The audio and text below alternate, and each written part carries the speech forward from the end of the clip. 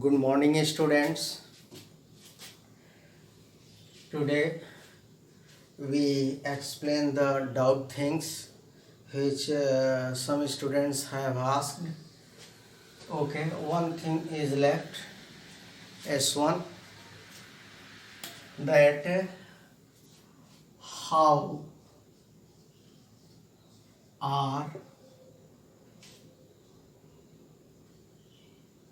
these particles small. ये particles कितने छोटे होते हैं, इस बात को हमें प्रूफ करना है।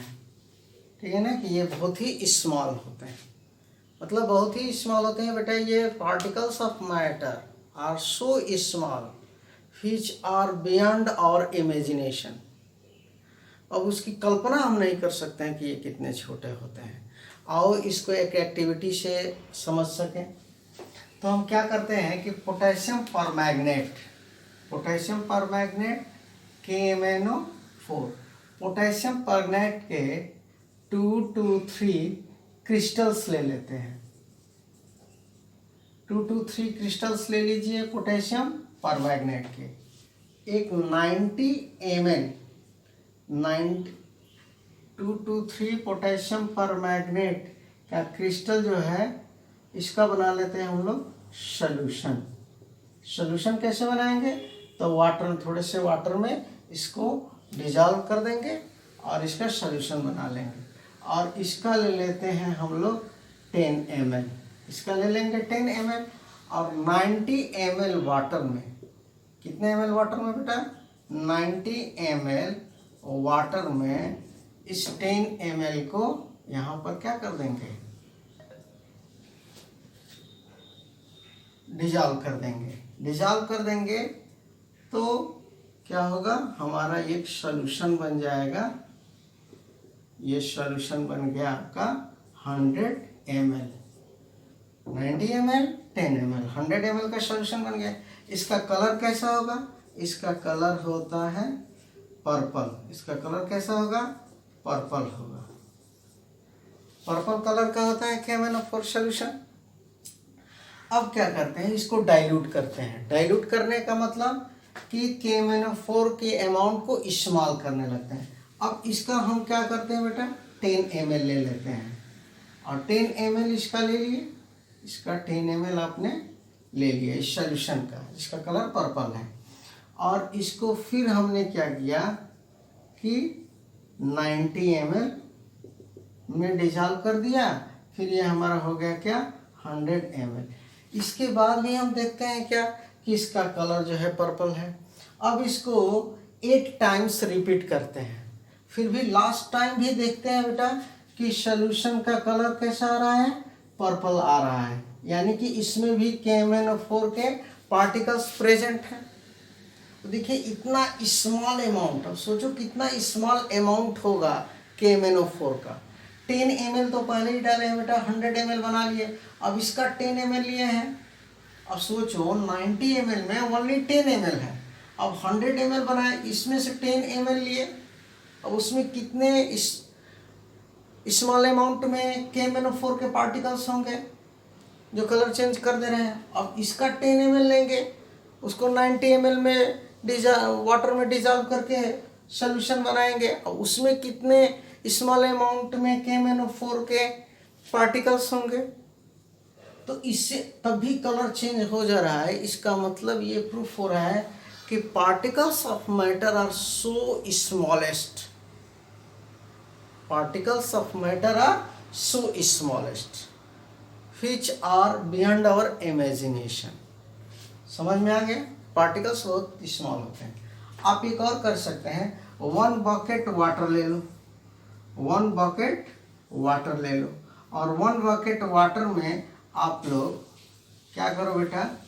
2 ml, only 2 ml। 1 bucket water में ओनली 2 ml आप लोग क्या करो? डिटॉल को डिजॉल्व कर दो। डिटॉल को डिजॉल्व कर दोगे तभी आपको इसकी स्मेलिंग, डिटॉल के इस वाटर में स्मेलिंग आएगी। अब सुनो, 1 बकेट वाटर में only 2 ml Dettol can detect the smell. इसका मतलब ये से प्रूफ हो रहा है कि मतलब कितने स्मॉल पार्टिकल्स होते हैं कि पूरे 1 बकेट वाटर में ये क्या कर गए हैं, डिजॉल्व हो गए हैं, स्प्लिट कर गए हैं। तो ये कितने स्मॉल होते हैं बेटा पार्टिकल्स, समझ में आ गया। एक स्टूडेंट ने हमसे क्वेश्चन किया था कि sir explain in brief the kinetic energy. चलो बेटा, kinetic energy that is a matter of physics, but we will explain in this topic kinetic energy. अब देखो बेटा, जैसे हम बात करते हैं कोई भी आपके ऑब्जेक्ट है, कोई भी बॉडी है और वो मूव कर रही है, वो क्या कर रही है बेटा, मूव कर रही है। जैसे जैसे वो मूव करती है उसकी काइनेटिक एनर्जी इंक्रीज करती है। काइनेटिक एनर्जी होता क्या है बेटा, तो energy of a body, energy of a body possessed by due to its motion, energy possessed by a body due to its motion।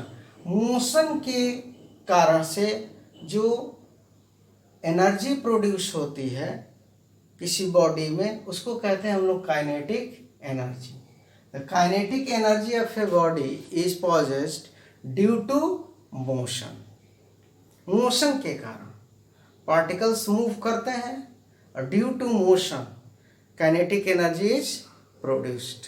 Okay, जैसे देख लीजिए आप लोग, जैसे आप लोग काइनेटिक एनर्जी होता है बेटा half M V square. M क्या होता है, ये मास होता है पार्टिकल का, और वी क्या होता है बेटा, वेलोसिटी होती है, वी इज द वेलोसिटी। अब डिपेंड करता है काइनेटिक एनर्जी इंक्रीज कर रहा है यानी वेलोसिटी इंक्रीज करेगी।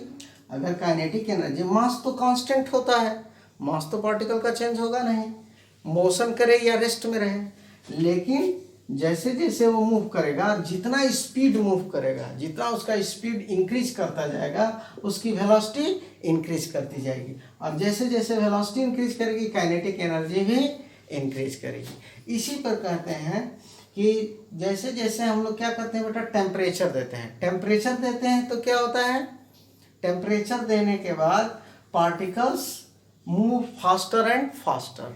जैसे जैसे काइनेटिक आप टेम्परेचर इंक्रीज करते हो वो जो है फास्ट मूव करने लगता है। फास्ट मूव करने लगता है इसका मतलब क्या, उसकी वेलोसिटी इंक्रीज करने लगती है, और वेलोसिटी इंक्रीज करने लगेगी तो काइनेटिक एनर्जी भी इंक्रीज करने लगेगी। That is the reason with rise of temperature the kinetic energy of particles increase।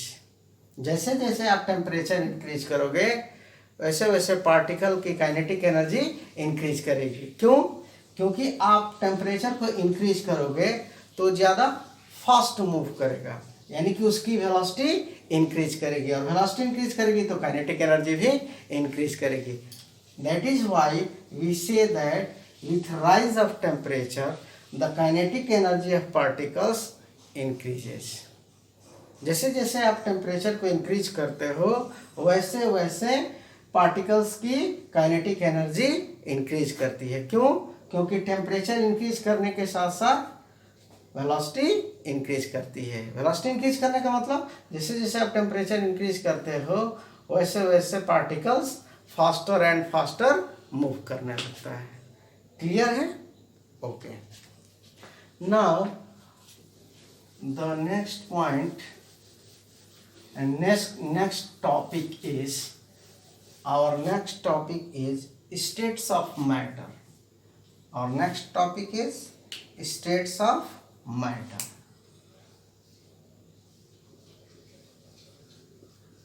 States of matter, matter के स्टेट्स को चेंज करेंगे। तो first of all I want to say you, it is a important thing and always remember that there are 3 states of matter. There are 3 states of matter. Matter के कितने states होते हैं बेटा, three. कौन कौन से? सॉलिड, और क्या होता है बेटा? लिक्विड, सॉलिड, लिक्विड, और होता है आपका एक third state, gas. So there are three states of matter: solid, liquid and gas. By stepwise we explain each terms. Okay? Now let us understand what is solid. Solid क्या होता है बेटा? तो you know you are surrounded by the matters. Mostly they are solids. आपके चारों तरफ ज़्यादा से ज़्यादा आपको सॉलिड ही दिखेगा, ठीक है? जैसे आप ले लीजिए chair, bench, table, bed, cup, glass, everything that are solid. तो व्हाट इज सॉलिड? आप सॉलिड को देखो, सॉलिड को ले लो बेटा, सॉलिड को ले लो, सॉलिड ऑब्जेक्ट। उस सॉलिड ऑब्जेक्ट को लेकर आप कहीं पे भी प्लेस करो, प्लेस इट एनीवेयर। इसके क्या होता है बेटा? इसके शेप में मतलब साइज में कोई चेंजिंग नहीं होती, न इसके वॉल्यूम में चेंजिंग होती है। There is no change in its shape and volume. इसका मतलब यह हुआ कि इसका जो होता है शेप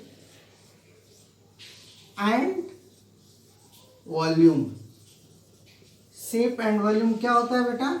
डिफिनिट होता है। शेप एंड वॉल्यूम क्या होता है बेटा? इसका डिफिनिट होता है। तो what are the solids? Solids have definite shape and definite volume. इसका शेप डिफिनिट होता है और इसकी वॉल्यूम डिफिनिट होती है। आप किसी कंटेनर में इसको प्लेस करते हो, किसी भी प्लेस पर इसको रखते हो, इसका ना शेप चेंज होगा ना इसकी वॉल्यूम चेंज होगी। तो solids are those matters which have definite shape and definite volume. Clear? Solids are those matters which have definite shape and definite volume. Okay? अब इसको देखते हैं। हम लोग करते क्या है कि अब हम लोग इस पर प्रेशर अप्लाई करते हैं। प्रेशर अप्लाई करते हैं, प्रेशर अप्लाई करते हैं तो इसके शेप में नो चेंजिंग, इसके शेप में नो चेंजिंग, कोई इसके शेप में चेंजिंग नहीं होगा अगर आप प्रेस करते हैं तो भी, या इसके वॉल्यूम में भी नो चेंजिंग। तो there is no change in its shape और volume on applying pressure. It means solids are completely incompressible। क्या होता है? ये सॉलिड्स जो होते हैं वो कंप्रेसिबल नहीं होते हैं, मतलब इनको प्रेस करने से इनके शेप को आप चेंज नहीं कर सकते हैं। ओके?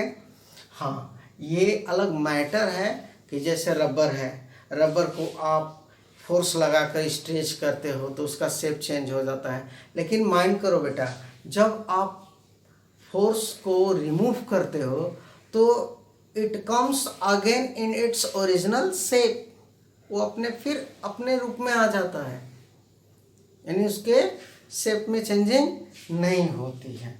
तो ये होता है जैसे, तो स्पंजी सॉलिड्स, तो आप जब तक फोर्स अप्लाई किए हो उसका शेप चेंज हुआ है, जहाँ फोर्स को रिमूव करोगे, हटा दोगे फोर्स लगाना, तो फिर वो अपने ओरिजिनल शेप में आ जाएगा। ये कुछ सॉलिड्स ऐसे भी होते हैं। तो यहाँ पर देखने वाली ये बात है कि आप फोर्स भी अप्लाई करते हो। ज़्यादा फोर्स अप्लाई कर दोगे बेटा तो क्या हो जाएगा? ब्रेक कर जाएंगे सॉलिड्स। लेकिन वो मैटर नहीं है, मैटर ये है कि on applying the force there is no change in shape of the solids, therefore solids are rigid। solids क्या होते हैं बेटा? rigid होते हैं। क्यों? क्योंकि उन पर फोर्स अप्लाई करके उनके शेप में चेंजिंग नहीं ला सकते हैं आप। तो listen again, on applying force on the solids there is no change in its shape, therefore solids are rigid. Solids क्या होते हैं बेटा? रिजिड होते हैं। ओके, नेक्स्ट लेक्चर में liquid state and gases state को एक्सप्लेन किया जाएगा। Okay, thank you.